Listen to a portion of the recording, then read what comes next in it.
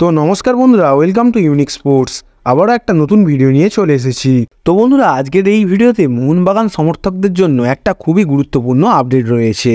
আর সেই আপডেটটার বিষয়ে তোমরা অনেকেই হয়তো জেনে গেছো, কারণ তোমরা নানান সোশ্যাল মিডিয়া সাইট বলো, নানান ইউটিউব চ্যানেল ফলো করো।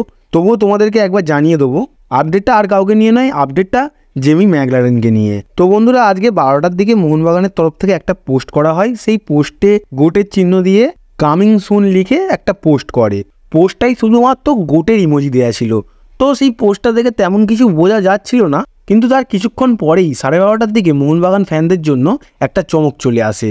সেইটা হলো মোহনবাগানের তরফ থেকে জেমি ম্যাকলারেনের অ্যানাউন্সমেন্ট। তো বন্ধুরা, আজ 22শে জুলাই, আর আজ 12:30টার সময় মোহনবাগান টিম অফিসিয়ালভাবে জেমি ম্যাকলারেনের সাইনিংটা জানিয়ে দিল। তো বন্ধুরা, জেমি ম্যাকলারেন আসবে কি আসবে না সেই নিয়ে তো নানান লোকে নানান কোশ্চেন করছিল। সেই সব কথা বাদ দিয়ে সমস্ত অপেক্ষার শেষ হলো।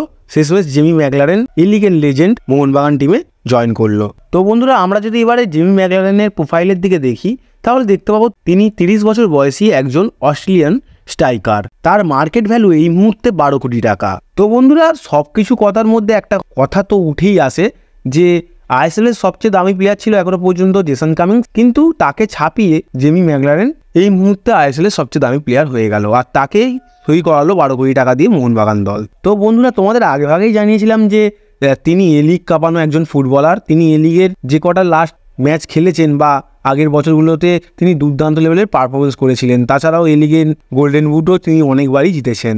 এবার যদি বন্ধুরা তার এ লিগের প্রতিটা ম্যাচের স্ট্যাটস দেখি, তাহলে দেখতে পাবো যে তিনি 219টা ম্যাচে 149টা গোল করেছেন আর 19টা অ্যাসিস্টও করেছেন।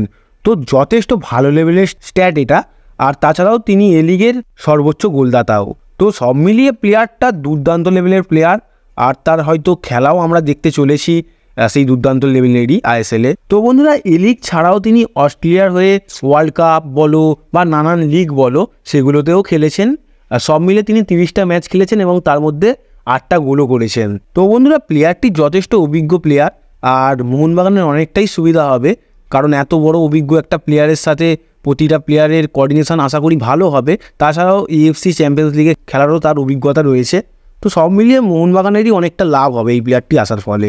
আর বন্ধুরা, তোমরা ভাবতেই পারো প্লেয়ারটির এখন ফর্ম কেমন রয়েছে। তো তোমাদের বলে রাখি যে প্লেয়ারটির বয়স বেশি নয়, 30 বছর, আর তিনি তার প্রাইম সময়েই ভারতে আসছে। তো বন্ধুরা, এবারে যদি আমরা মোহনবাগানের অ্যাটাকের দিকে দেখি, তাহলে মোহনবাগানের অ্যাটাকে জেসন কামিংস, দিমিত্রি পেট্রাটোস, তারপরে জেমি ম্যাকলারেন জয়েন হলো।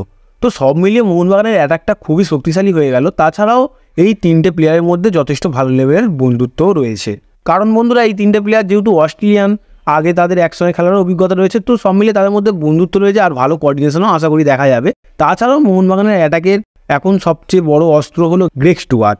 তো এই প্লেয়ারটিও মোহনবাগান টিমে আসার ফলে মোহনবাগানের অ্যাটাকটা আরও শক্তিশালী হয়ে গেছে। তো বন্ধুরা, এবার যদি আমরা জেসন কামিংসের দিকে লক্ষ্য দিই, তাহলে দেখতে পাবো তিনি এরিয়াল বলে দক্ষ, অর্থাৎ বক্সের ভেতরে তিনি যদি ভালো বল পান তখন তিনি গোল করতে কিন্তু খুবই সক্ষম। মানে বক্সের ভেতরে বল পেলেই তিনি গোল করে দেবেন। তো বন্ধুরা, এবারে যদি জেমি ম্যাকলারেনের কথা বলি, তিনি এরিয়াল বলেও দক্ষ জেসন কামিংসের মতো।